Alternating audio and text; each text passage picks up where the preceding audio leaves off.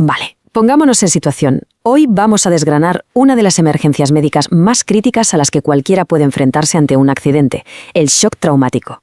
El objetivo de esta explicación no es alarmar, sino establecer un marco de actuación súper claro. Hay que mantener la calma para gestionar una crisis de esta magnitud. No se trata simplemente de reaccionar por instinto, sino de entender qué diablos está pasando dentro del cuerpo para poder actuar con una precisión absoluta antes de que lleguen los profesionales. Porque, a ver, ¿qué ocurre realmente cuando el cuerpo humano se queda de repente sin oxígeno? Vamos a profundizar en esto, porque la idea del shock traumático va muchísimo más allá de un simple rasguño o una herida que podamos ver. Tenemos que entender que no es solo una lesión evidente, es un fallo sistémico crítico. Es como si colapsara la red de transporte más importante que tenemos, la entrega continua de oxígeno a nuestros órganos vitales. Y claro, si cortamos esa entrega, el sistema entero entra en una crisis brutal. Sección 1. Definiendo el shock traumático. Vamos a ver el concepto clínico y lo que ocurre bajo la superficie. Si dejamos a un lado todas las ideas preconcebidas que podamos tener y nos vamos a la pura realidad clínica, la medicina de hoy en día define el shock como una situación de extrema gravedad donde nuestros tejidos literalmente no están recibiendo ni el oxígeno ni la perfusión suficientes. El quid de la cuestión, el centro de toda esta crisis, gira en torno a esa falta de flujo sanguíneo. Cuando los tejidos dejan de recibir ese riego constante, el organismo entra en modo de supervivencia límite, y entender esta base clínica es absolutamente fundamental. Y claro, ¿qué desencadena esto? En medio de un trauma, los factores pueden ser un montón. El shock hemorrágico es, por supuesto, una de las causas principales y más peligrosas. Pero ojo a esto, que es súper importante. El sangrado puede ser externo y verse perfectamente, o puede ser un sangrado interno, completamente invisible desde fuera. Además, hay que ser muy conscientes de que un shock se puede disparar por múltiples eventos graves. No es solo un corte.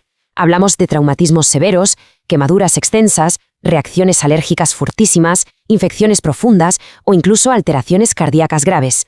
Todo eso puede desatar el caos. Sección 2. Señales críticas de alerta. Vamos a identificar esos signos físicos vitales. Saber leer estas pistas tempranas, esos pequeños detalles en los primeros minutos de un accidente, puede significar literalmente la diferencia entre la vida y la muerte.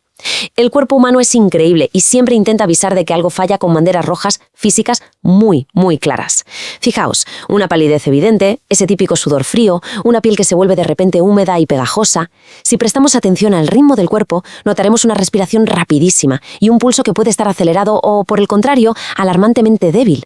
Como la sangre no llega bien, las extremidades se quedan heladas. Y a todo esto le sumamos síntomas desgarradores como una sed intensísima y una debilidad extrema. Actuar con la mente fría, como si fuéramos un despachador de emergencias, ayuda a identificar todo esto en segundos. Pero no nos quedemos solo en lo físico. Vamos a ver cómo reacciona el cerebro, porque es de los órganos que más sufre cuando le cortas el oxígeno. Por eso, el bajón físico viene casi siempre acompañado de un deterioro mental rápido. La persona puede mostrar una ansiedad tremenda, inusual, caer en una confusión total, sufrir mareos o parecer que se va a desmayar en cualquier momento, hasta perder completamente el conocimiento.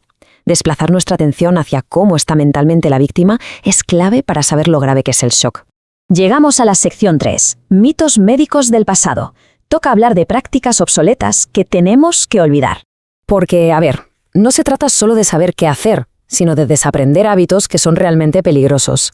Seguro que todos tenemos en mente esa típica escena de película donde alguien que no es médico se pone a administrar morfina, a poner inyecciones de la nada o a improvisar estimulantes para el corazón. Bueno, pues a día de hoy, hacer eso en primeros auxilios básicos es impensable y francamente letal. La realidad moderna fuera de un hospital tiene mucho menos glamour cinematográfico, pero es infinitamente más segura y efectiva. Soporte básico, reposo absoluto y una observación constante. El verdadero héroe moderno no necesita jeringuillas improvisadas, sino conocer los protocolos.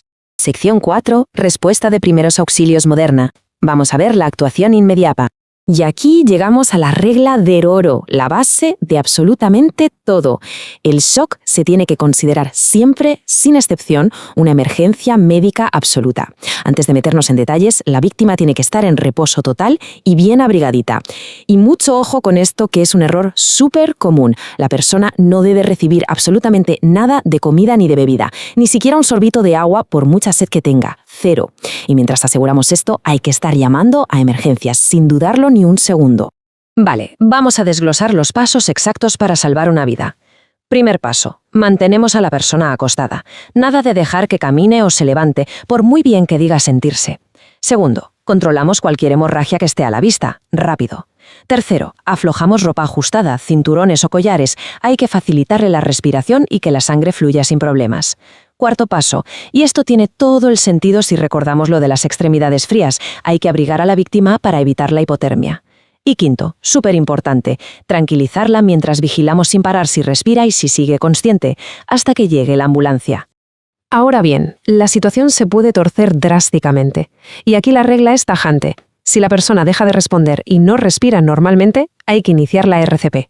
Es un momento crítico, durísimo, pero el protocolo no deja lugar a dudas. Cuando perdemos esas señales de vida, la consciencia y la respiración normal, ya no vale con observar. Es el momento de remangarse y pasar al soporte vital activo de inmediato.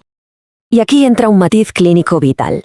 ¿Qué hacemos si la persona está inconsciente? Hay riesgo de que vomite y se ahogue, pero sí que está respirando. Pues la solución es la posición lateral de seguridad. Pero, y este pero es gigante, hay una excepción crítica. Esto no se hace jamás de los jamases si sospechamos que puede haber una lesión grave en la columna o un trauma brutal. Mover a alguien con la médula tocada puede ser catastrófico, así que evaluar bien cómo ha sido el accidente antes de tocar nada lo es todo. Pasamos a la sección 5, la comunicación con las emergencias médicas. ¿Qué y cómo informar a los sanitarios? Llegamos a la última fase. Aquí es donde toca ponerse el sombrero de detective, justo cuando pasamos el testigo a los profesionales. Hoy en día, quien auxilia no se limita a hacer compañía, hace ciencia clínica básica solo con observar. Es importantísimo contarle al equipo de emergencias exactamente qué ha cambiado desde el minuto 1. Empezó consciente y luego se desorientó, el pulso era fuerte y de golpe se vino bajo, respiraba bien y ahora le cuesta la vida, o igual resulta que ha empezado a sangrar por un sitio que en el caos del principio nadie había visto. Todas estas pistas son, literalmente, oro puro para los sanitarios y guían el tratamiento nada más cruzar la puerta. Y para cerrar esta explicación, dejemos una idea flotando en el aire. ¿Nos damos cuenta de que la diferencia entre una tragedia por usar métodos anticuados y la pura supervivencia moderna muchas veces se reduce a algo tan simple como unas observaciones precisas antes de que suenen las sirenas? Tener este conocimiento estructurado da un poder increíble, el de salvar vidas. Dominar el primer auxilio básico para el shock traumático no solo mejora nuestra reacción, sino que nos convierte en el eslabón más fuerte de la cadena de supervivencia. Ojalá nunca haga falta usarlo, pero estar preparados, eso lo cambia absolutamente todo.